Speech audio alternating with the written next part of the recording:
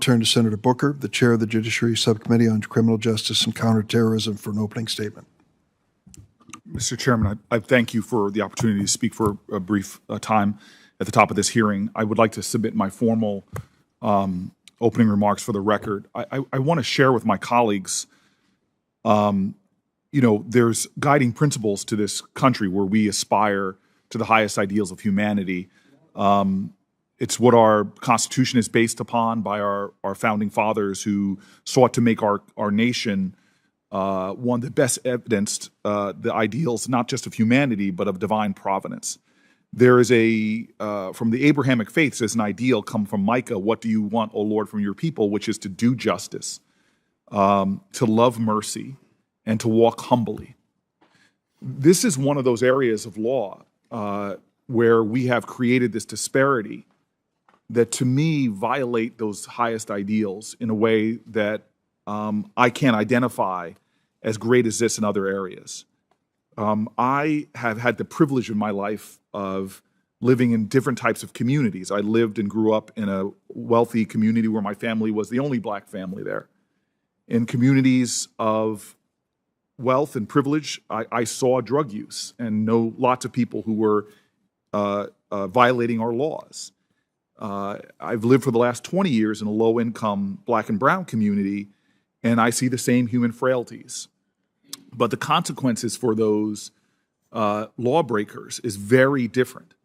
And when it comes to crack and powder cocaine, it has been stunning to me to see how this law has so terribly impacted the lives of folks, many of whom who need help, many of them who need treatment, but devastated their lives with this disproportionate sentencing.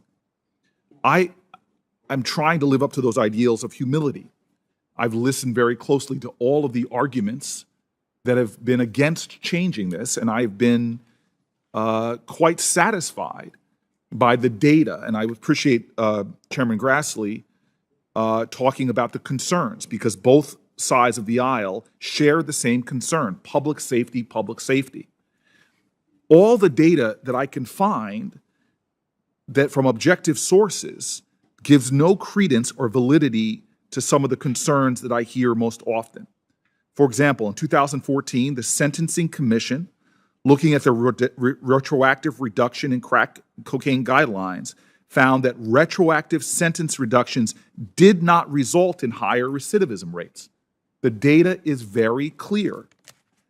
I've heard concerns expressed about violent crime, that somehow crack cocaine users, unlike powdered cocaine users, and again, there's dramatic racial disparities, that somehow those crack cocaine users were more likely to be engaged in violent crime. So I looked with humility towards the validity of those arguments.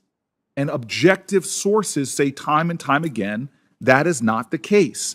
Again, recent data dispels this notion that crack offenses account for a higher rate of weapons possession than powder cocaine. According to the data from the USSC, in fiscal year 2020, more federal offenders charged with powder cocaine offenses carried weapons, 490, than those charged with crack cocaine offenses, 468. In fact, it's the opposite. The data shows that powder cocaine folks are more likely to have weapons. And so for me, there is no substantive reason from the actual chemical, they're the same substance, all the way to the allegations that somehow this will lead to more violence or lead to more recidivism. This is just not the case. What is the case is that this has created within our society deeper schisms along racial lines where certain people have had their lives devastated by this disparity. This is not justice. This is not those high ideals of humanity that we talk about in our most sacred civic documents, like the ideals of equal justice under the law. I am so encouraged that this is a bipartisan effort, that there are numerous Republicans in the House and Senator Portman here that are working with us in a bipartisan way to end this stain of injustice in our community. I am so happy that the very people who are out there enforcing our laws from law enforcement organizations, national district attorneys, the Americans for Prosperity, the Due Process Institute, Freedom Works, law enforcement leader after law enforcement leader are working together, from Right on Crime to the very Sentencing Project, are working together to end what is a shameful chapter in our country. You had Richard Nixon up there, and all of us are mountain ranges. I do not vilify anyone. We have all made good contributions and tough contributions.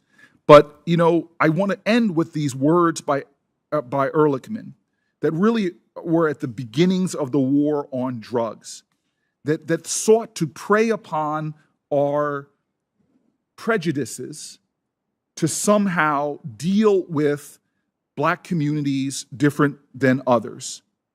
Ehrlichman, later in his life, admitted that so much of the source of fear of Black people was a political strategy. We knew, he says, quoting him, that we couldn't make it illegal to be either against the war or being Black. But he says that these were the two groups that were most likely to be against them. But by getting the public to associate hippies with marijuana and Blacks with heroin, and then criminalizing both heavily, we could disrupt these communities.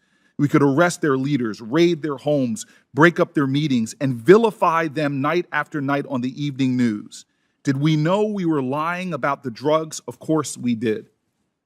I live in a community now that for a generation has been vilified. That on the evening news, we made people afraid, where words like super predators and others were heaped upon Black communities, and we have been devastated in this country as a result of the disproportionate incarceration of African Americans, even though there's no difference in America in the usage of drug rates along racial lines. We need to end this nightmare. It is not just hurting African American communities, it is a stain upon our highest ideals of humanity. We must, as a Senate, do as Micah commands, do justice, show mercy, and walk humbly with our Lord. Thank you. Thank you, Senator Booker.